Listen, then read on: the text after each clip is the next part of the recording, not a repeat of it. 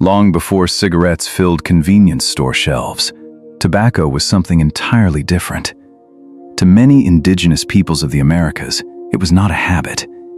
It was a bridge between the human world and the spiritual one. Smoke carried prayers into the sky. Leaves sealed peace treaties, blessed warriors, healed the sick, and marked life's most sacred moments. Tobacco was respected because it was powerful. Yet somehow, this sacred plant would become one of the world's deadliest commercial products. How did a ritual used only on special occasions transform into an addiction that would grip billions of people across continents?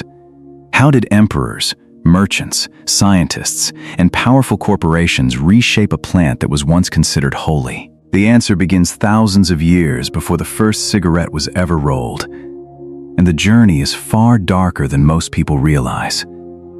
The history of tobacco isn't simply a story about smoking. It's a story of exploration, empire, economics, medicine, advertising, and human psychology. Over thousands of years, tobacco traveled from remote villages in the Americas to nearly every corner of the globe. Along the way, it fueled colonial expansion, generated unimaginable wealth, sparked fierce political debates, and eventually became one of the leading causes of preventable death in modern history. But this transformation wasn't inevitable. At several moments in history, tobacco could have taken an entirely different path. To understand how the world became addicted, we first have to return to a time when tobacco was never meant for pleasure at all. Chapter 1. A gift from the spirits. Long before European ships crossed the Atlantic, tobacco was already woven into the cultures of countless indigenous societies across North and South America.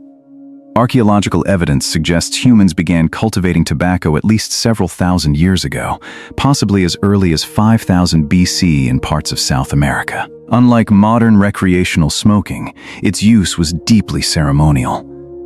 Among many tribes, tobacco smoke symbolized communication with unseen forces.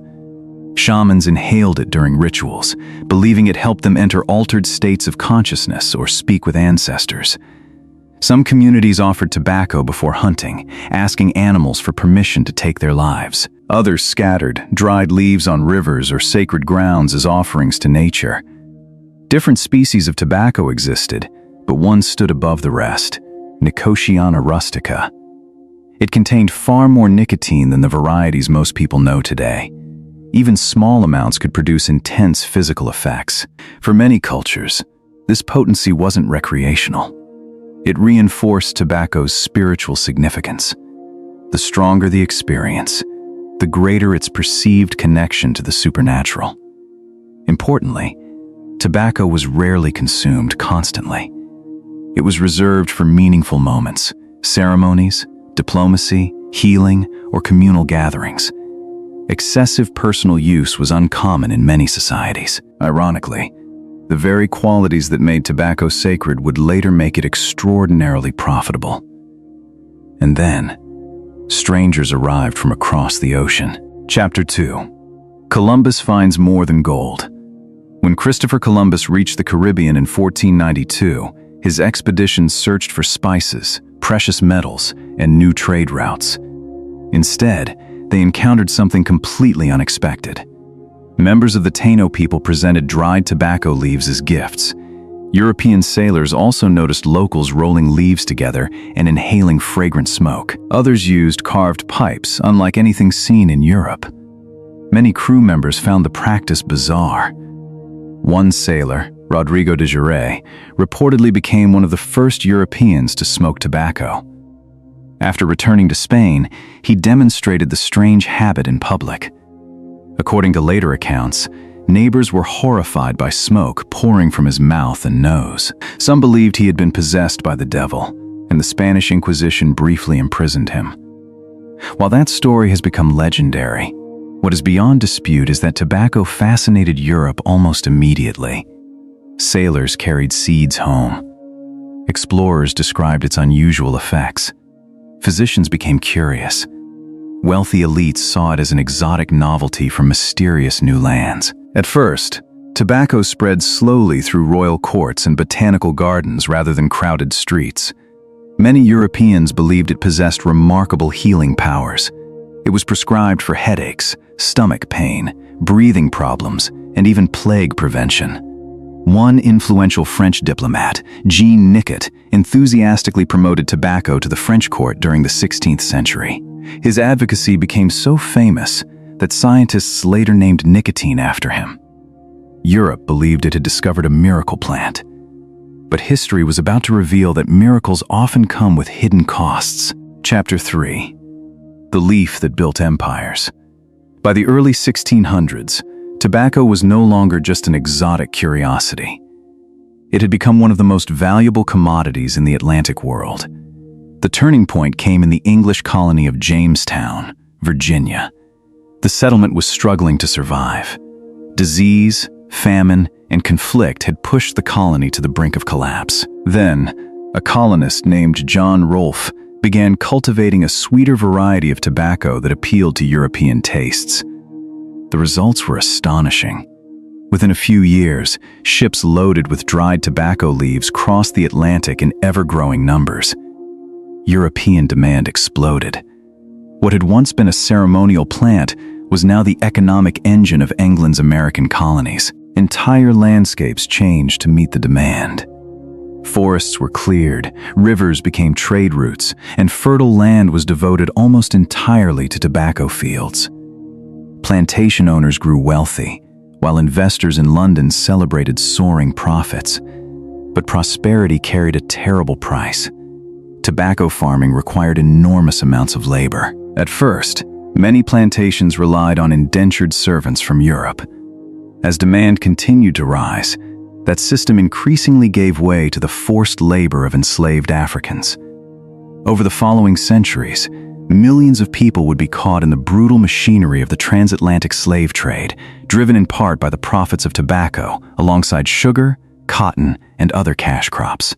The sacred plant had become a global business, and business had little interest in moderation. Chapter 4. A habit crosses every border. As European empires expanded, tobacco traveled with them.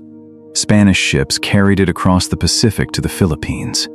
Portuguese merchants introduced it to Africa, India, and parts of East Asia.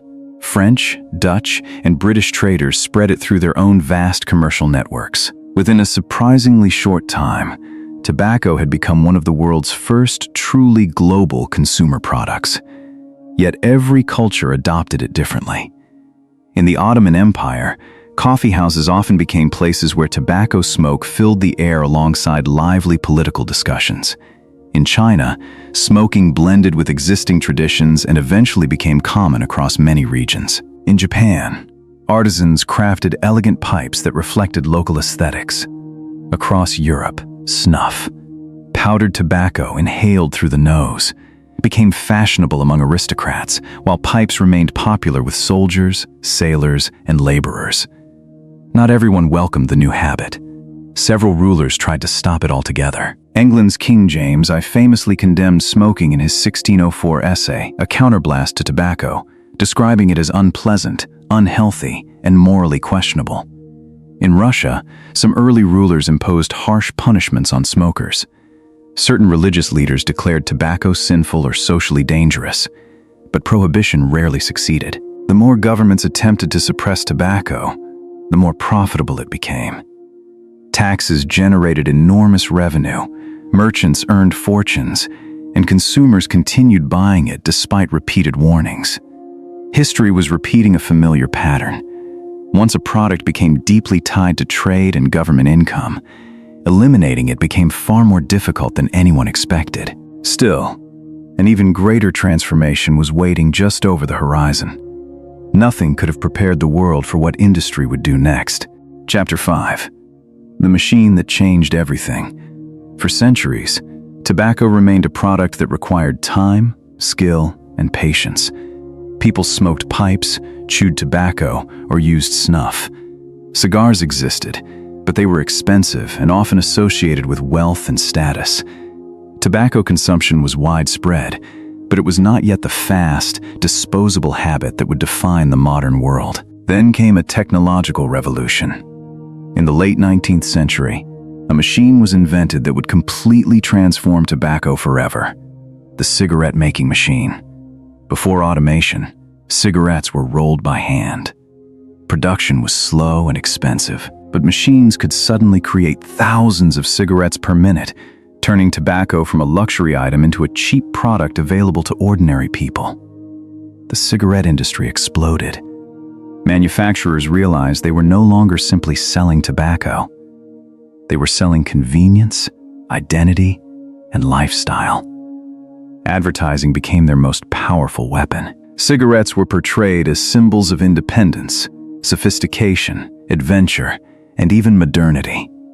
Images of glamorous actors, confident soldiers, and successful professionals filled magazines and billboards. Companies carefully crafted the idea that smoking represented freedom and personal choice. During the First and Second World Wars, cigarettes became deeply connected with military culture. Soldiers received cigarette rations, and tobacco companies promoted smoking as a small comfort during difficult times. For many troops, cigarettes became part of daily survival. But behind the carefully designed image was a biological reality few people fully understood. Nicotine was not simply creating a pleasant sensation, it was creating dependence. And as millions of people became regular smokers, the world was about to discover the hidden consequences of this global habit. The history of tobacco is filled with contradictions. A plant once used carefully in spiritual ceremonies became a symbol of industrial capitalism. A substance once believed to heal became one of the greatest public health challenges in modern history. But the most surprising part is not that tobacco changed the world. It is how quickly the world changed tobacco. The original indigenous traditions surrounding tobacco were built around respect, limitation, and ceremony. The modern cigarette industry transformed that relationship into something completely different: mass production, constant consumption, and chemical dependence. The plant itself was not the entire story. The real transformation came from the systems built around it. Global trade networks, colonial expansion, advertising, technology, and corporate competition. Tobacco became proof that a simple plant could influence economics, politics, culture, and human behavior on a scale few other products ever achieved. Today, tobacco remains one of the most studied substances in history. Millions of people have quit smoking, and many societies have changed their relationship with tobacco. Yet its legacy remains visible everywhere. From historic plantations and museums to ongoing debates about addiction and public health. A plant once believed to connect humans with the spiritual world became a product that connected companies with unimaginable wealth. And that may be the greatest irony in the entire story. Conclusion. The journey of tobacco is not just the story of a leaf. It is the story of exploration, empire, innovation, greed, culture, and human vulnerability. From ancient ceremonies in the Americas to modern cities filled with cigarette advertisements, tobacco has followed humanity through some of history's most dramatic changes. It reveals something important about the world we live in. The most powerful forces are not always the biggest inventions or the strongest nations. Sometimes, they begin as a small seed hidden inside a simple plant. So the next time you see a tobacco leaf, consider this question: was tobacco one of humanity's greatest discoveries, or one of its most costly mistakes?